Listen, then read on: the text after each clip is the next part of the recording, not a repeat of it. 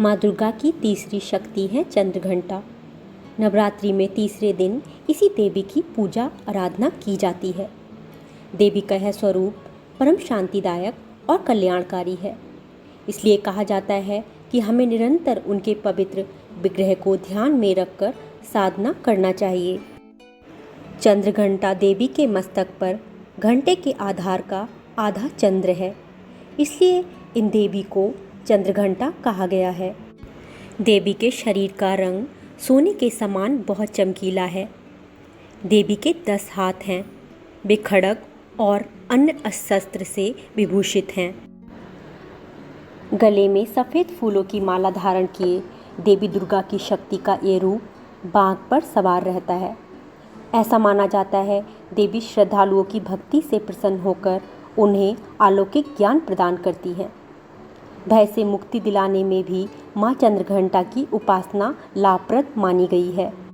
किसी भी पूजा को बगैर कथा और आरती के अधूरा माना गया है। ऐसे में आइए जानते हैं आज के दिन की विशेष व्रत कथा। सबसे पहले नहा धोकर पूजा घर साफ कर लें। देवी की स्थापित मूर्ति को गंगा जल या फिर केसर और केवड़ा से स्नान कराएं। इसके उपरांत देवी को सुनहरे रंग के वस्त्र धारण कराएं। देवी माँ को कमल और पीले गुलाब की माला अर्पित करें। फिर मिठाई, पंचामृत और मिश्री का भोग लगाएं। पुराणों में जिस कथा का जिक्र है उसके मुताबिक देवलोक में जब असुरों का आतंक अधिक बढ़ गया तब देवी दुर्गा ने माँ चंद्रघंटा का अवतार लिया। उस वक्त महिषासुर असुरों का स्वामी था। ये दुष्कारी महिष देवराज इंद्र का सिंहासन पाना चाहता था। स्वर्गलोक पर राज करने की अपनी इच्छा को साकार करने हेतु वो तमाम तरीके अपनाता था। जब देवगणों को उसकी ये इच्छा ज्ञात हुई तो वे चिंतित होकर त्रिदेव ब्रह्मा, विष्णु और महेश के पास जा पहुँचे।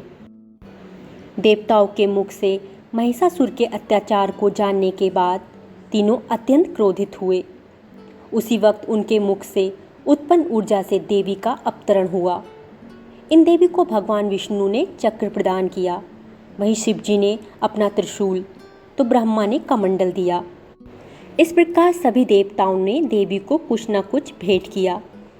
सबसे आज्ञा पाकर देवी चंद्रघंटा महिषासुर के पास गईं।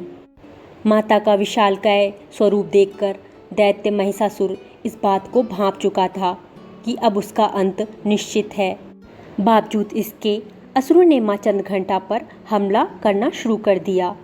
भयंकर युद्ध में महिषासुर काल के ग्रास में समा गया और देवी ने सभी देवताओं की रक्षा की। हमें चाहिए कि मन, वचन और कर्म के साथ ही काया को विहित विधि विधान के अनुसार परिशुद्ध पवित्र करके चंद्रघंटा के शरणागत होकर उनकी उपासना आराधना करना चाहिए।